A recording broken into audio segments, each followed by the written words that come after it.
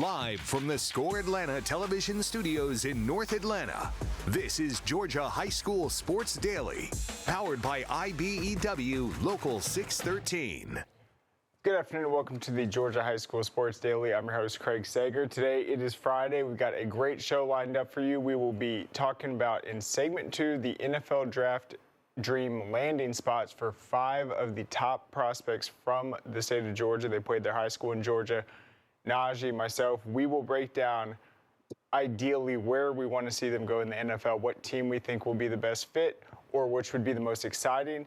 Then in segment 3, we will have Burt on. He is Stars Mill's head golf coach. We'll talk to them about the Panthers this season, the golf season in general, and everything they have going on at Stars Mill. And then in studio, Brian Michalec, that is Roswell's head lacrosse coach, will be in studio for 2 segments.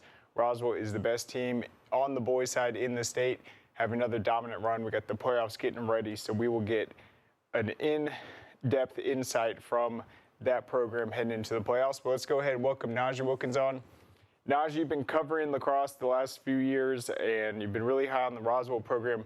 I want to ask you about, obviously, in order to be a good program, you got to have great players. But what's amazing about them, they've been able to replace double-digit guys and just be right back there next level. It's like they've got a well-oiled machine now. It wasn't probably like that a few years ago. Now it is.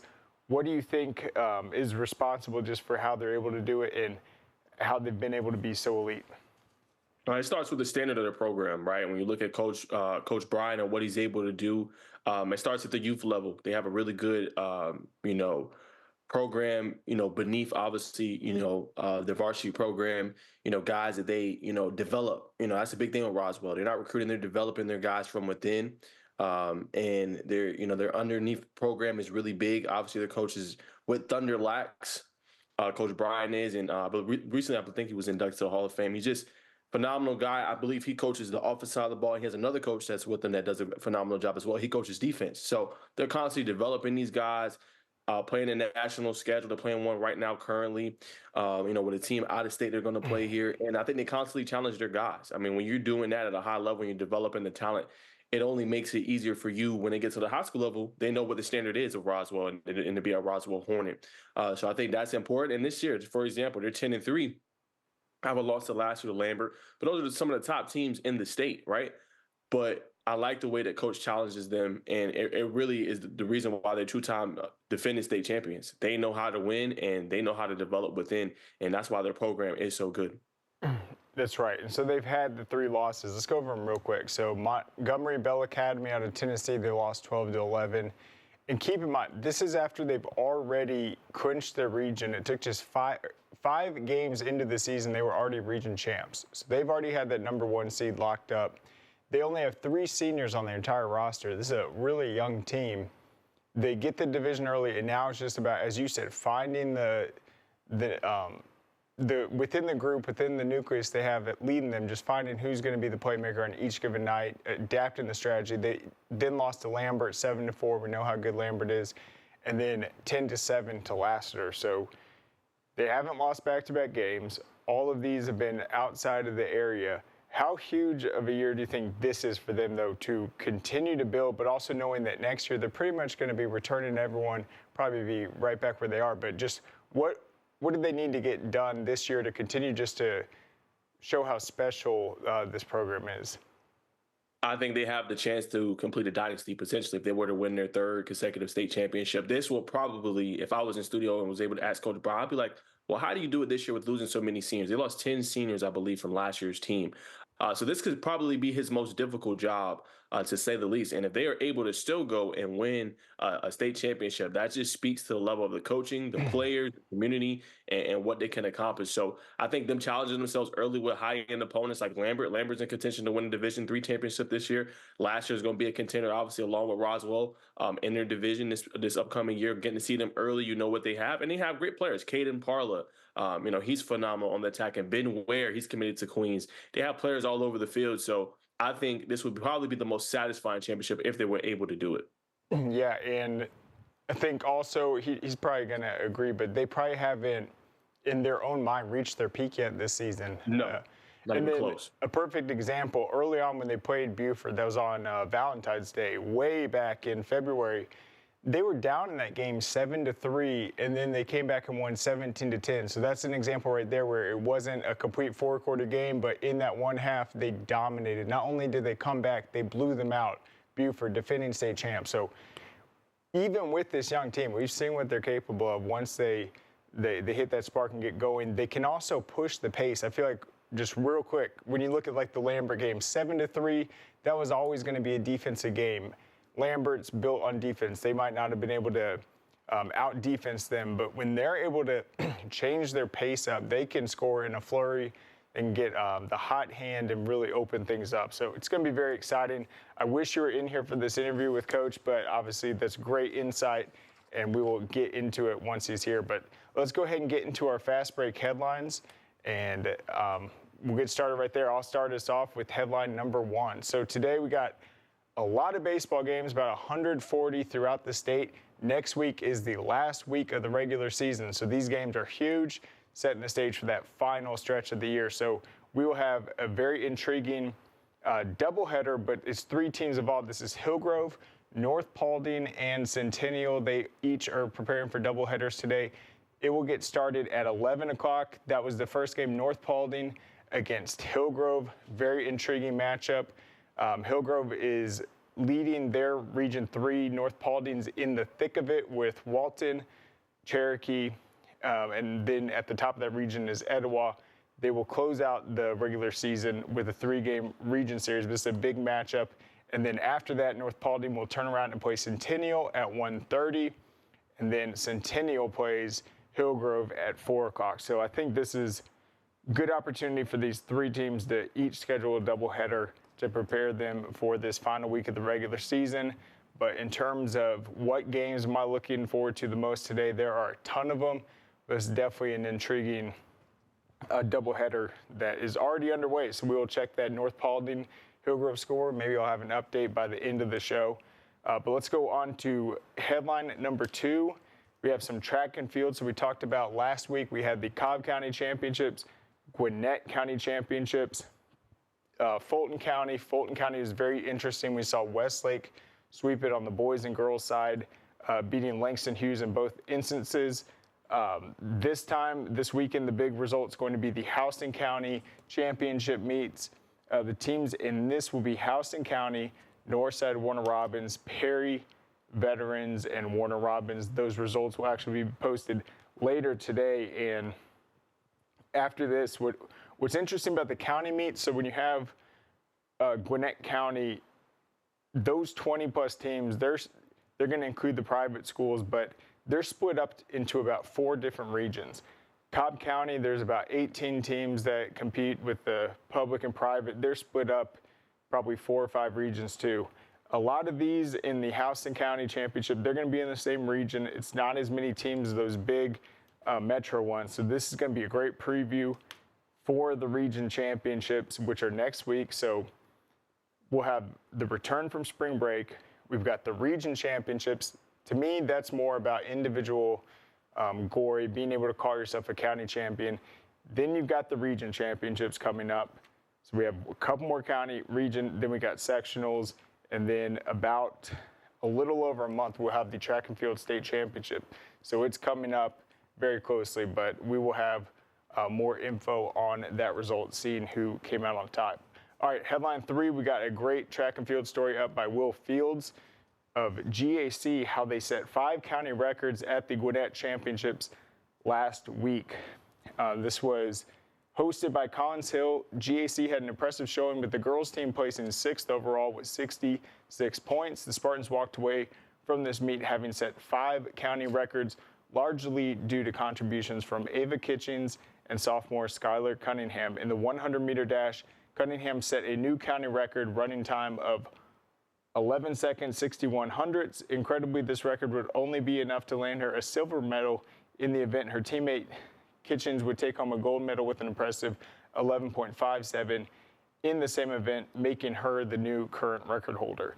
Cunningham would, of course, walk away with the gold for herself, setting yet another county record, this time in the 200-meter with a 23.60 finish, which happens to be the fastest in the state of Georgia this year, followed by Kitchens, with the time of 24:28, so a little less than a second slower. This secured both gold and silver for the Spartans. So you see them fueling their sixth-place finish was the dominance in the sprints.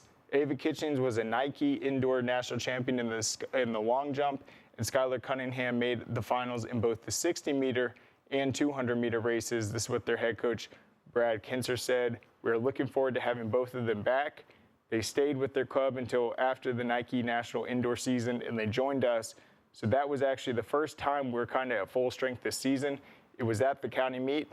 I mean, we had 2 or 3 weeks with them to kind of get acclimated and work on handcuffs. It turns out that at least at this meet, a few weeks was more than enough to get the gold in the 400-meter relay, also known as that 4x100.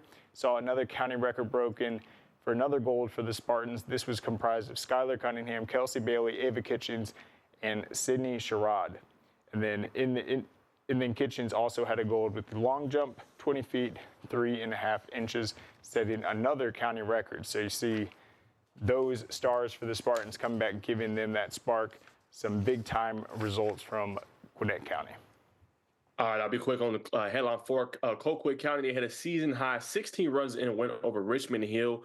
Shout out to them, a big-time victory in that one. The victory raises the Packers region 1-6-8 record to 9-4. A crucial doubleheader against the Wildcats set for 4:30 p.m. on Friday at Packer Park.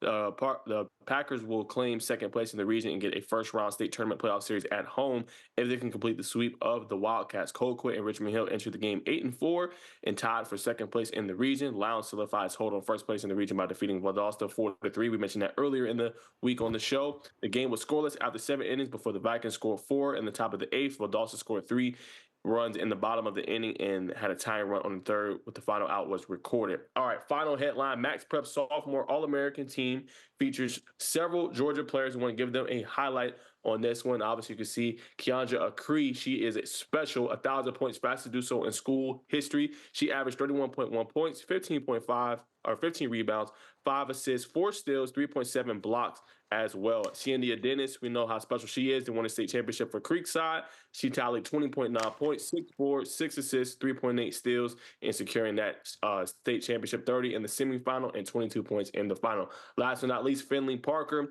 She averaged 14.6 points, 7.0 rebounds for the Knights. 31-1 they went this year as they won a Class 5A state championship as well. All right, well, there you have it. That's it for our Fast Break headlines. Don't go anywhere. We'll be back on the other side with our 2025 NFL Draft Dream Landing Spots. Great teams are committed, focused on the details, and work hard to be their best. From practice to games, right down to their gear. Your field is a critical part of the game that allows your athletes to showcase their athletic abilities. Sports Turf is committed to bringing your team innovative sports surfaces with unparalleled performance. You bring the vision. Our team brings it to life.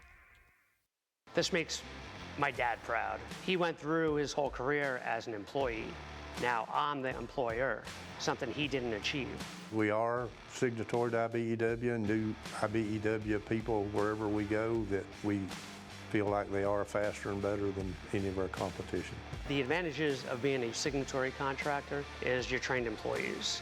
You have unlimited manpower. It allows me to bid on jobs that I ordinarily would not go after.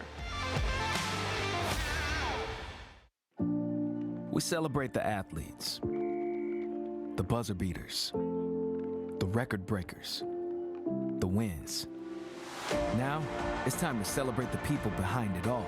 The advice givers, the community shapers, the game changers, the life changers. It's time to celebrate our coaches.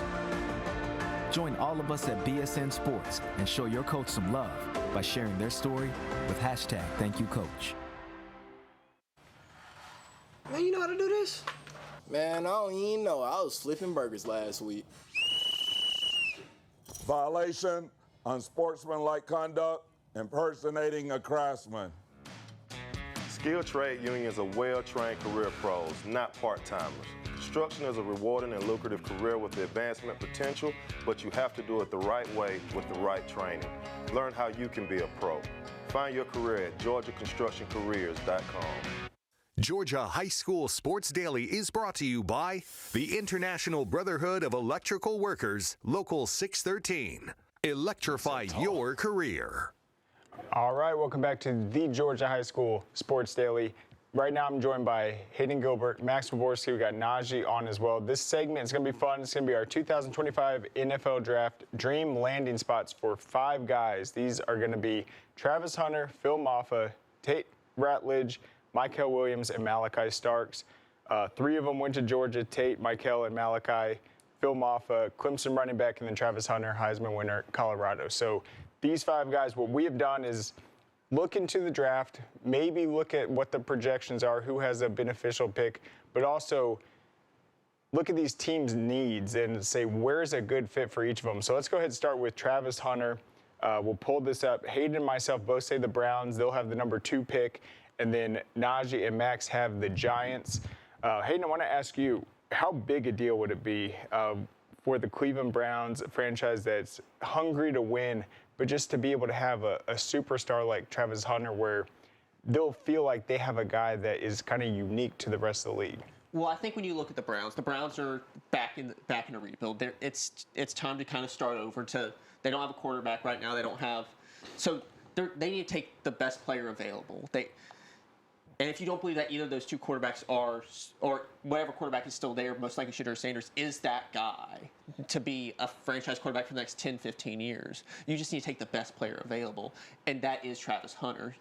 With the talent that he showed in college and in high school is just unmatched. Right, and real quick, to that point, I mean, anyone can answer this, but Travis Hunter in the NFL, I mean, he's dominated, excelled everywhere he's ever been in spectacular ways, but where do you see him just in the NFL, Max, just with his skill set? I mean, how do you think he'll do? I think he'll be more effective as a corner. I do. I think I could see him in there and on offense as in gadget plays, maybe you need a couple yards or something to throw the defenses off a little bit, but I think he's definitely a corner in the NFL, and I think he'll excel there the most. Yep. And then Najee, you also picked the Giants with Max.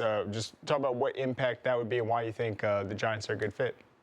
That is dynamite. Obviously with the Giants, man. The reason I say that, I know they got to figure out quarterback. I know they signed Russell Wilson, so obviously that 1-year deal as well. I know they got some other players in there. But the reason I say dynamite, you already have Malik Neighbors on one side of the ball, right? Imagine having a shutdown corner on the other side and somebody, because this year Malik Neighbors is going to get a lot more attention. Imagine lining up wide receiver 2 or even in the slot, Travis Hunter on a couple plays as well to take the attention away from Malik Neighbors. I just think it would be dynamite. It's New York, right? The media capital of the world. It's going to bring a lot of eyes and attention. It's going to help your franchise moving forward. And then you get the other pieces. Yes, they need offensive line help. Yes, they need some more guys in the trenches. But you talk about selling tickets, talk about bringing aura around your franchise and bringing more people to kind of, to the game. Travis Hunter is a knock it out of the park. Yep. The only thing I think he can do even better in the NFL is once he understands these playbooks, once he gets comfortable with these turnovers, we've seen him with the forced fumbles, jumping passes. If he can become a difference maker in the turnovers, that's where he's going to really live up to the hype. Let's go to Phil Maffa, running back. There's questions about where he might go, so I feel like there's a lot of teams that have a chance. If they want him, they can get him. I picked the Bills. I'll say why. Phil Maffa, Bills Mafia, it just sounds like a good fit. I think it'd be fun to have him there. But let's go. Najee picked the Cardinals, Hayden the Ravens, Max the Steelers. Start with you, Najee. Yeah, I picked the Cardinals. I mean, you look at their running back now. I think he's on the latter half of his career. And James Conner, I think that'd be a great spot for him. A young player, has experience, kind of can be like that bell cow, that 3-down back for them, catching out of the backfield, explosive. I think he would be a great fit for them, potentially second and third round. And I think he could potentially make a difference for the Cardinals. And being probably year 1, he'll probably be that second back in there, but a good change of pace back currently. And then I think eventually take over as a bell back. And then I almost picked the Steelers. Obviously, such a great history with running backs. Hayden picked the Ravens, same division, would be a great fit there. Obviously, great talent at the running back position. We're running out of time, though. Let's go to Tate Ratledge, offensive guard. Played at Georgia, played at Darlington. I have him going to the Chiefs. The reason for me, Hayden also does, when I watched the Super Bowl, the Chiefs got manhandled up front. Tate, is he just going to be the most imposing guy? No, but I feel like he has a lot of heart and he has a lot of pride. He's willing to talk to the media about the vulnerabilities of the offense. I just feel like he has the right attitude. That's why I picked him for the Chiefs. What do you guys think? Start with Max and Najee. I just think someone has to protect Tua at some point. I mean, he's going on year, I think it's, 5 or 6 now in the NFL. I don't think he's been protected once in his career, and we know the injuries that he's had. Tate is someone that's played in big games, has that experience. I think he could definitely be useful to the Dolphins as well. Najee, Seahawks, why do you think he'd be a good fit out there?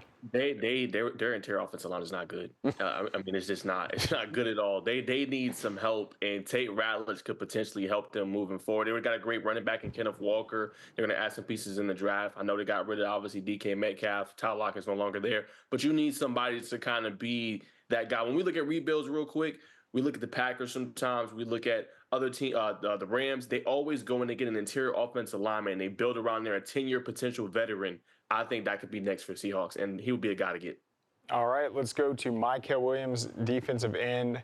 Put at Georgia, Hardaway, Georgia Elite Classic as well. I have him going to the Saints. I feel like he's a player where if you're a Falcons fan, he's going to be disruptive. You play against him. I feel like people should not be sleeping on him. Saints have a favorable position in the draft. I feel like he could go around there. Najee, you have the Bucks. Hayden, the Cardinals. Max, the Bengals. So all different guys. Hayden, what do you think about the Cardinals and just Michalec Williams in general? When I look at Michalec Williams and I look at where he's going to go, he's a developmental guy. He had a really good college career. He showed flashes of being the Gatorade Defensive Player of the Year that he was in high school. He's a freak athletically. Has freak size. Everything that when you look at him in every way, he's just one of these guys that has potential to be great. I think he's going to fall a little bit. You've seen at times up to top 5 early before the season, and he's slowly fallen.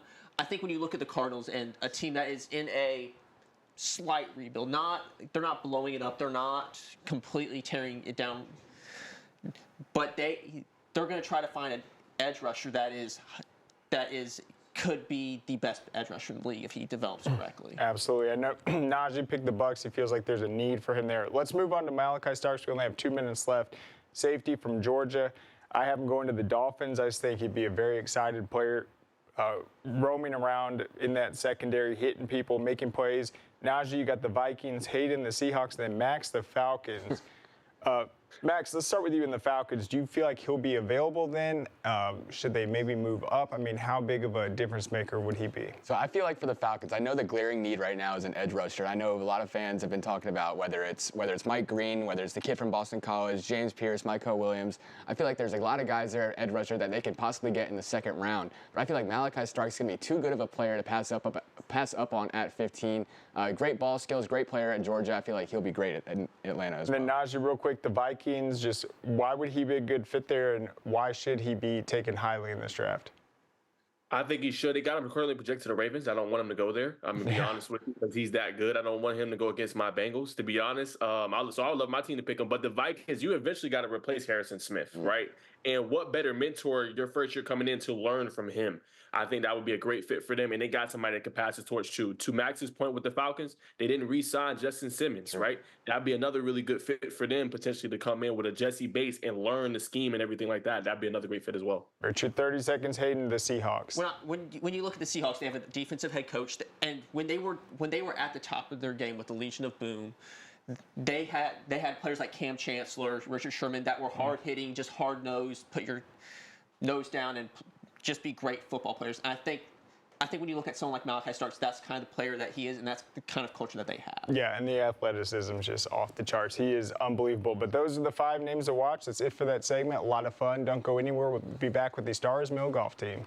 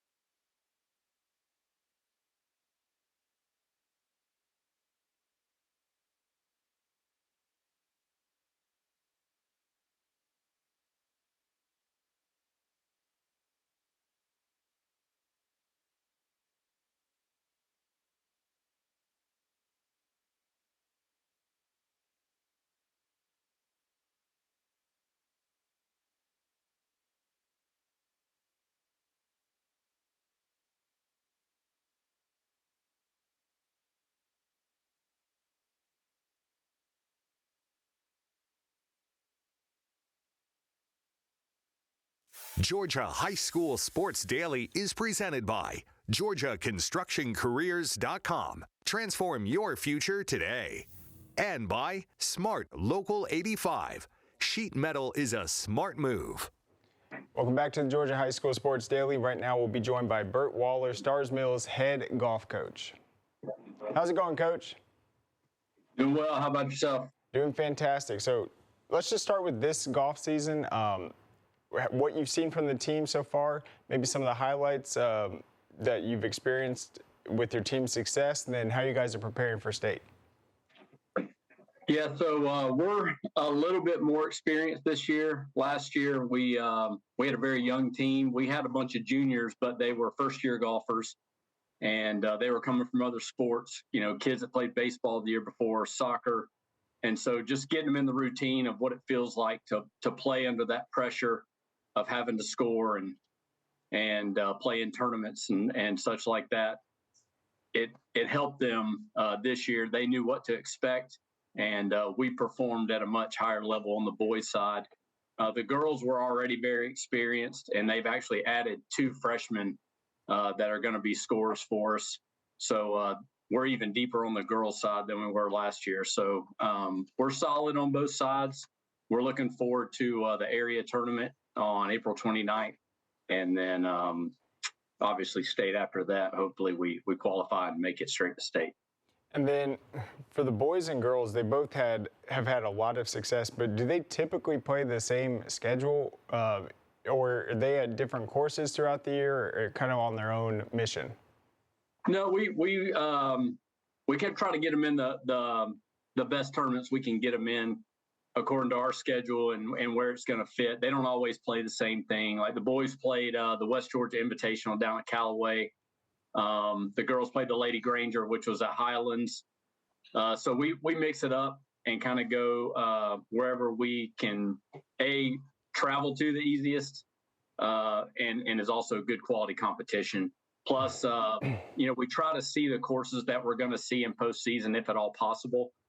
So that also factors into it. Yeah, and let's talk about that. In Class 4A this year, the boys, they're going to be at the Governor's Town Club. That's in Ackworth, Cobb County. Looks like the girls' championships at Bentwater Golf Club. Are those familiar sites in terms of state? Have you guys played there before, and what's that like? We haven't been to the north side at all the last couple of years. Almost everything for us has been south of Atlanta. So we've been more oriented to that side of it. So we've never been to Governor's Town Club or to Bentwater. We've done a little bit of research, and we're going to try to make it up there before state, obviously, and try to get a round in just in case we do qualify. But we've heard that they are fantastic courses. They're very well kept, and they're going to be a good challenge for both the boys and the girls. So we're looking forward to getting up there towards Ackworth. And then what are the strengths you've witnessed with the teams this year in terms of just maybe their mental focus, execution, handling the pressure, the short game? Where have you seen your team just make strides? Probably the biggest thing for us is with the experience, we're just a little bit better at course management. We don't try to force shots, hit impossible shots. You know, sometimes you just got to take your medicine when you hit a bad tee shot or you flub a chip or whatever.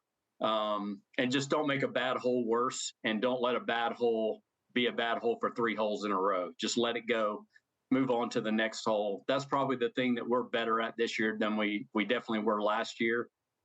Just the experience and the understanding that it's golf and things are going to go wrong, and you got to overcome that adversity and kind of play each hole as a separate game.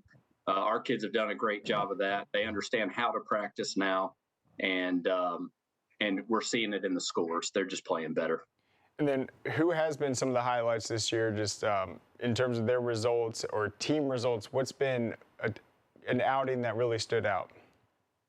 Yeah, so when we played in the West Georgia Invitational, we actually played 36 holes in the same day.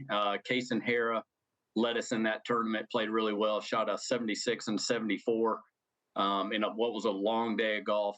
And then on the girls' side, Alex Gamble was runner-up individually and helped us to lead us to the team runner-up finish in the Lady Granger down at Highlands, which is an extremely tough golf course. You really have to manage the course as much as play well with your shots. So she's playing really well. We've got one of our girls that's a really good golfer for us that's injured. She's starting to make her way back. So we feel good about where we're at.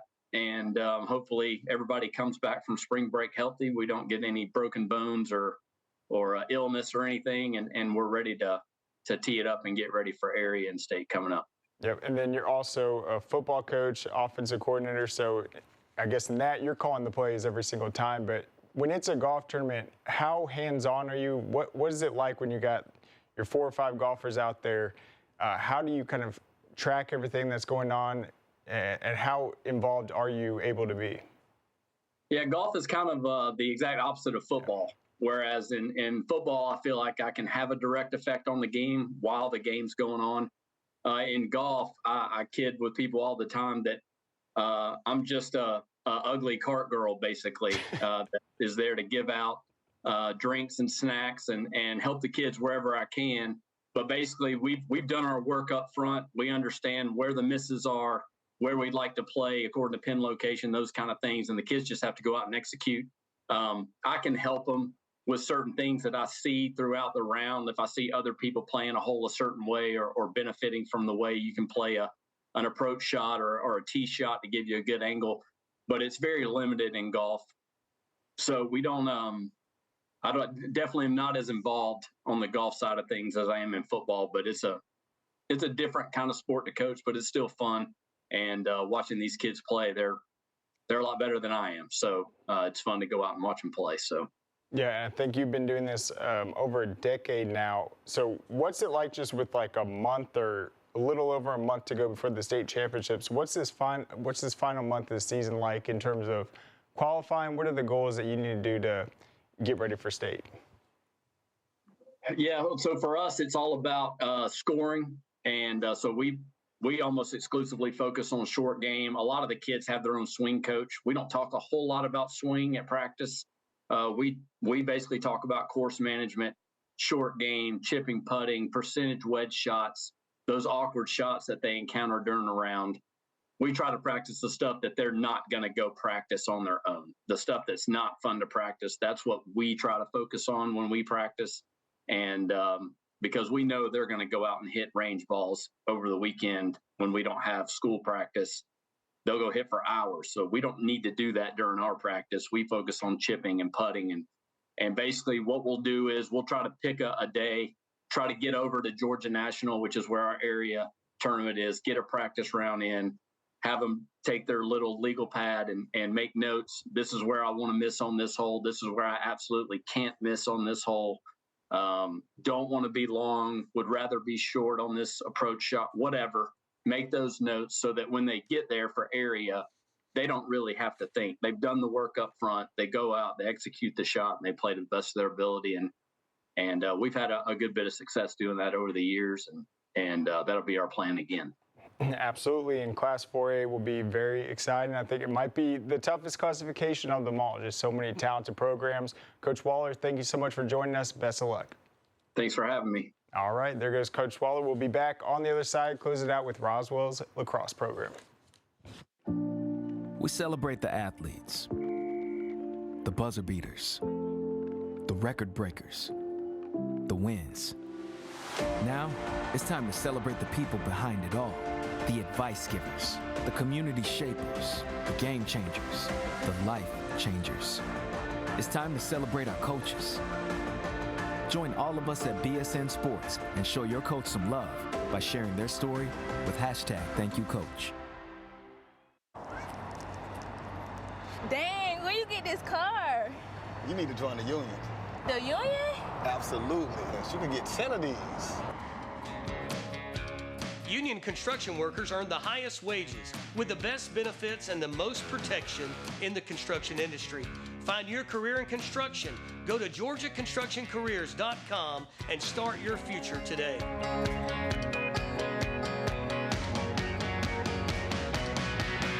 A journeyman with Local 85 when you turn out, you can be hitting six figures. Hey, I have your back, you have my back. We're gonna do this together. We're one for all for one. College just wasn't for me. Let's look into actual career jobs that wouldn't take college, where I wouldn't, lose money and all that. Instead of losing a lot more money at the end, why not make money and make more money at the end?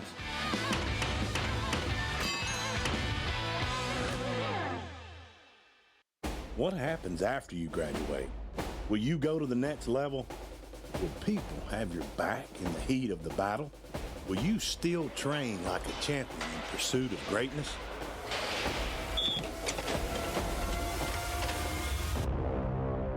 You will when you become an IBEW electrician.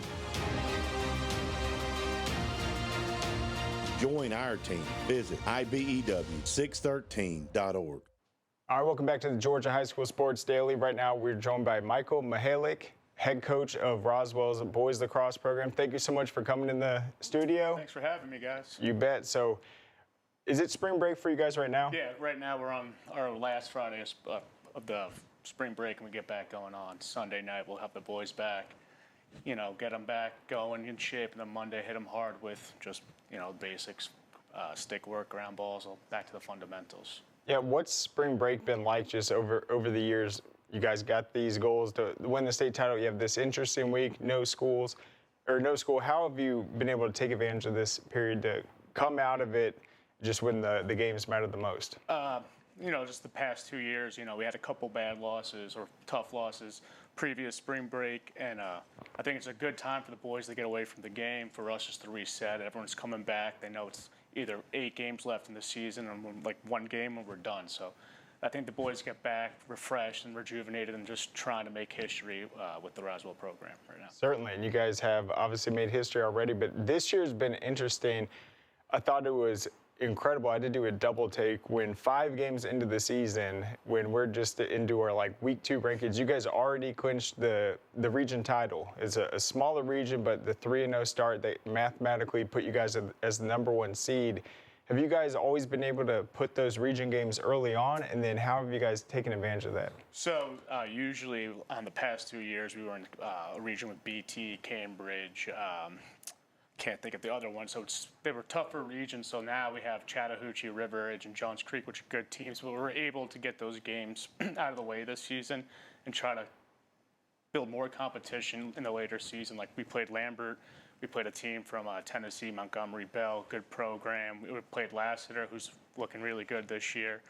We got Rockhurst from Kansas coming in there. They're state champions there. We also played Louisville Trinity from Kentucky, who are the previous state champions too. So we're trying to just build off playing good competition going into that playoff season. Yeah, and then one of the big games early on in the season, a battle of champions, was when you guys played Buford. Both you guys coming off state titles. It was on Valentine's Day. People, I guess, had to have a Valentine's Day weekend dinner with the girlfriends they had it. But you guys impressed me in that game because it looked like you guys might have been down early, but really caught fire, ended up winning by 7 goals. A great Buford team. I think it might have been, was it Jack who had 7 goals in that one? Caden Parla. So Parla, okay. Junior. Yeah, Caden did. That's right. He's going to be, after next year, he'll be heading off to Jacksonville University. He really led the team with the scoring, but I think we found a lot of success early on. We had Jack Dowdy dominate the face-off in that game where we could really control the middle of the field, limit their touches on defense. And then defensively, it was definitely a challenge. They have Camden Clack, Drew Maloney, a bunch of guys out there who can really shoot and dodge hard. So we had to adjust our game plan defensively a little bit, maybe show off the crease a little bit harder. But I think with Jack just be able to dominate the middle of the field really allowed us to benefit off that and tire down their defense and attack the open lanes pretty good. Yeah, and how valuable is that position? Just having a face-off guy that is reliable, can win that battle consistently. I mean, just with Roswell's success the last few years, I mean, how important has it been to find that guy? So, yeah, the past 2 years we had Miles Kwan, who's at Townsend University, and Kyle O'Neill, who's at Lenore Ryan right now, both playing for the respective colleges. But they were a huge part. You know, they could dominate, they could play offense, and they play defense, where we have Kyle's little brother, sophomore Blake O'Neill, who's just like your old school midi, face-off, play defense, offense. But if you pace him off too much, he's going to tire himself out. So the ability of Jack being able to take like 24 face-offs a game and just sticking to that, and also if he loses, he plays defense. And now in the past couple of games, he's actually been producing offensively, getting those fast breaks, what we've been working on. So it's definitely game-changing to have that little aspect in the game. Yeah, and then you talked about maybe wearing yourselves out, but a lot of these teams have like a pace of play that they want to stick to. To me, Lambert's always been a really defensive team.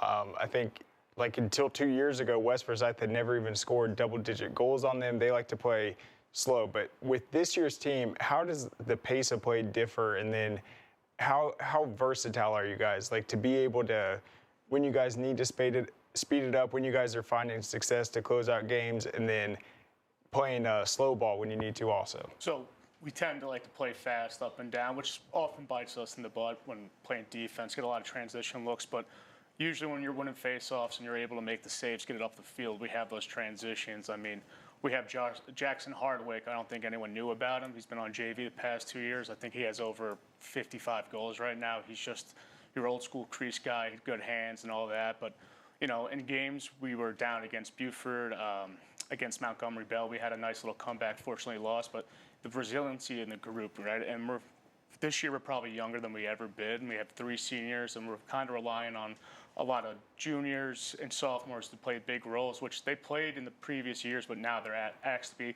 the number 1 attackman, the number 1 cover guy, the number 2. So they're experienced, but now the new role, so they're trying to find that ability to be where they need to be right now. So yeah, and you guys have only lost 3 games. You mentioned Montgomery Bell. That was a 12-11 game, a toss-up. But you guys have been able to bounce back.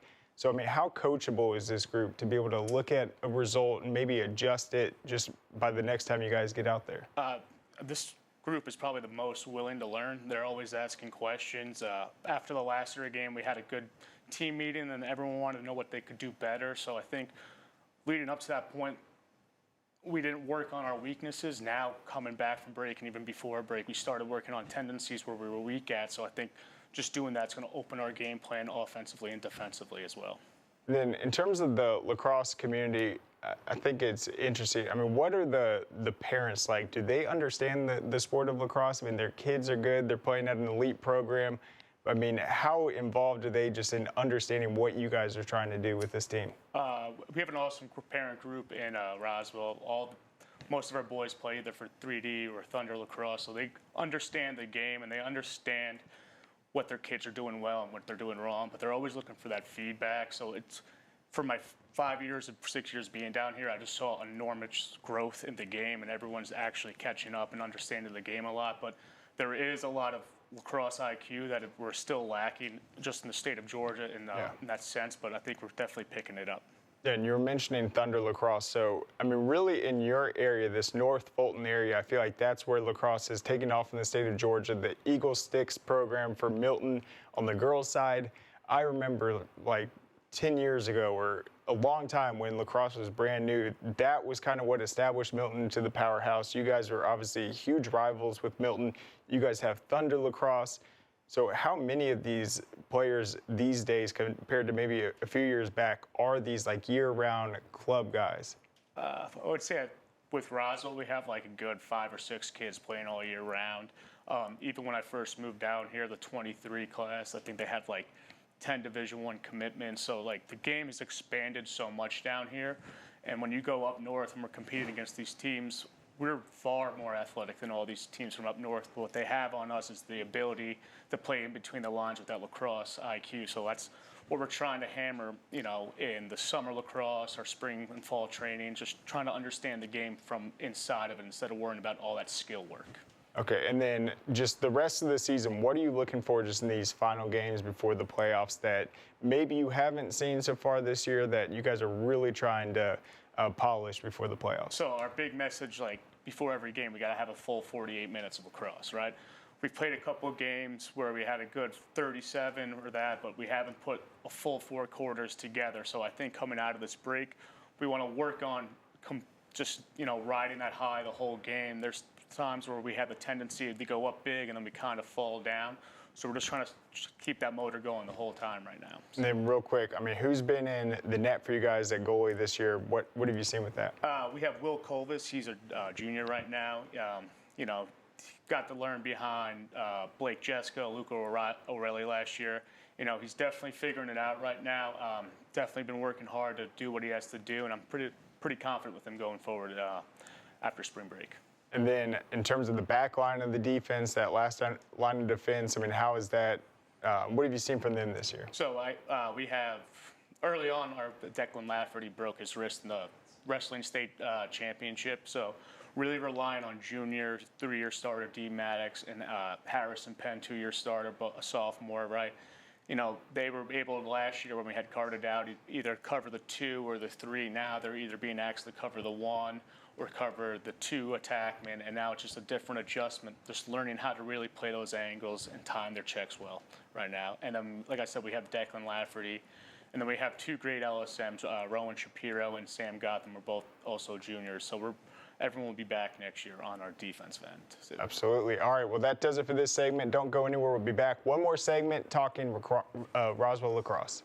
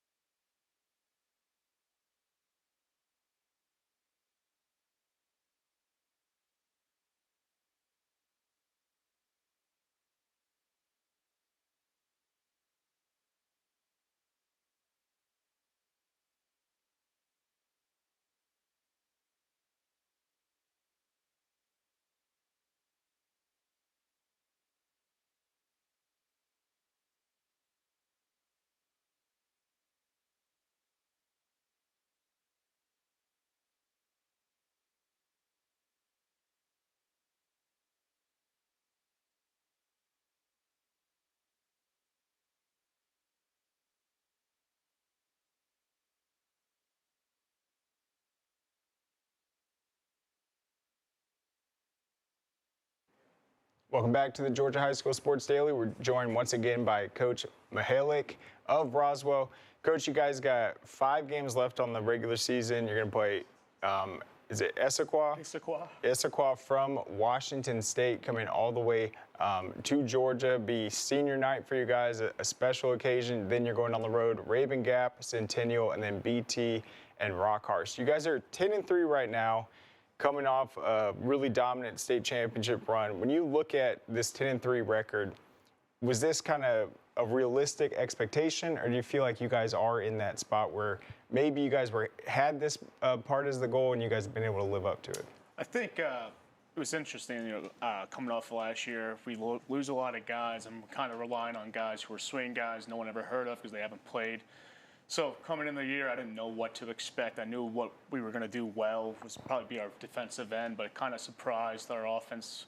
After game one kind of exploded. We have a kind of a different identity offensively this year, where we used to be one of those teams where we're just running on, shoot down the alley. We're kind of looking those inside feeds, which sometimes bite us in the butt. And it's kind of been funny. It's like the first time in my lacrosse history I'm telling my team to shoot more off the run instead of looking for the inside. So we're really working on that. And I think what my main focus was going through the season was just to control the middle of the field. I think a lot of times people are so worried about the X's and O's on the offensive side where, you could really win the game on clearing, riding, face-offs where, if you out-ground ball a team in the middle of the field and you have the ball more, you're able to have those offensive sets more, get your flow going, right? And defensively, you get that rest in that back end. So when teams have to play fast, it's kind of going in our hands. So we try to dominate from the top of the box to the other top of the box, in between the lines, and we've been pretty successful at that right now.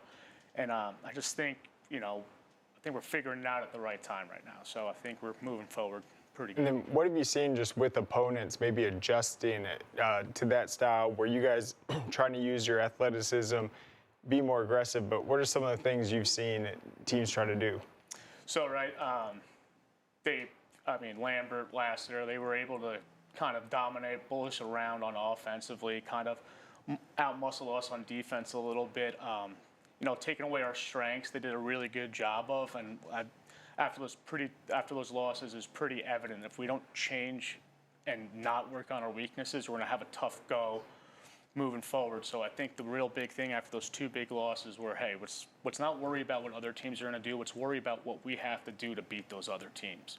So I think, the way we play, I think other teams have trouble with it, but when we give them those opportunities and they take advantage of us, kind of gets us in a bad spot. So yeah, and this will be, you guys have had quite a bit of time off just with spring break since the Walton win. Now you guys got 5 games in like a 10-day stretch. You will have a bye in that first round of the playoffs, though, but what's the benefit of just having all these games pretty much back-to-back just right before the playoffs? Just keeps us in game shape, right? I think, coaching Long Island, everywhere else, when you have the bye, it's hard to keep boys in game shape. You can run them in practice, do all the drills, but having that mental awareness at a snap of a finger, it's tough for them to adjust in practice. So playing those back-to-backs are going to help us moving forward, especially after the season we have a week bye to just keep us focused on what we're doing. But I think that bye is going to help us. We'll be able to break down film from previous games, look at other things, and probably expand on some things we want to do. And let's go back to the Thunder lacrosse, the youth. It's not just youth. Guys are able to compete throughout high school also. But, how much has that grown just in the past several years, just with the quality of play in these youth programs, and how beneficial this has been for kids to participate in? I think it's extremely beneficial. Playing down here, you might be the best kid in the state, but then you go up there, you're the best athletically, but you can't do some things because you don't understand the game in that aspect. So I coached the 2017 with Mac Pons from Cambridge and Shane Jackson on the Georgia Swarm, and just seeing our team grow from when they were in 8th grade to now being able to be recruited this year. It's just they're understanding the game so much better, not really worrying about those highlight films. They're understanding, hey, if I do the right thing, make the right play, the coaches are going to pick up on that. So. And you mentioned up north, obviously those teams have been dominating. Lacrosse is huge up there. Georgia's been much more competitive, but what other maybe surrounding states or other states do you think have been able to rise up like Georgia has and compete with the powerhouses? We've been, past 2 years, we played Ponte Vedra from Florida. Florida's lacrosse is pretty good right now. Maybe a step above Georgia. And I think North Carolina, we played the Cannon School the past 3 years, and they're a pretty good program, playing against Boys Latin from Maryland. St. Andrews in Florida, I think or Benjamin beat McDonough from Maryland. So that's kind of a big shock to the lacrosse world in that aspect, that these southern schools are actually getting boys to compete with these teams. And then what's the recruiting process like in college? Just what these schools are looking for? How valuable is the film, or are there particular numbers or types of things that can make an athlete stand out? So it's just being from Georgia, you don't have that exposure from the coaches coming to our actual high school games where you do in Maryland, Massachusetts, and New York. So a lot of things is based off your film, what you put in. So putting your film in high school lacrosse was going to help you out there, but getting exposure in front of these teams, like on a Thunder or a 3D lacrosse, where you have 20 Division I lacrosse coaches watching your game just to see how athletic these kids from Georgia are and how much smarter they get in the game of lacrosse is kind of helping us in a long way. So. And just real quick, replacing all those seniors, having a coachable group of guys, I mean, how sweet would it be this year to have another state title just with this group of kids? I think, we would send the seniors out the right way. They were the first group. They were freshmen when I first came to Roswell.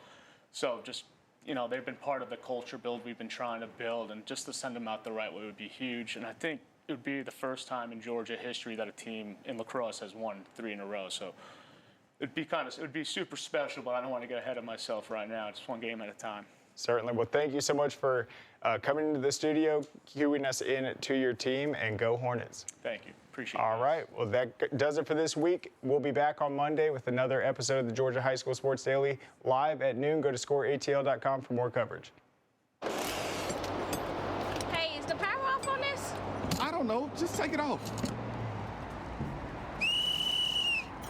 Safety violation, unsafe work conditions. In the construction trades unions, safety is our highest priority, and we train you to recognize and speak out on unsafe working conditions so that everyone arrives and goes home safely. Learn about careers in construction at georgiaconstructioncareers.com. Beginning the morning you opened your eyes, we spent every waking moment preparing you for the day you'd leave our nest. Whether it's driving to practice or helping with homework, it's all prepared you for, what am I going to be when I grow up? Will you be ready? After much thought, I made my decision to take my talents to the IBEW Local 613. The International Brotherhood of Electrical Workers is not simply a job, it's a career. Visit IBEW613.org to begin a new future today. We celebrate the athletes, the buzzer beaters, the record breakers, the wins. Now, it's time to celebrate the people behind it all. The advice givers, the community shapers, the game changers, the life changers. It's time to celebrate our coaches. Join all of us at BSN Sports and show your coach some love by sharing their story with #ThankYouCoach. Are you interested in becoming a deputy or a jailer?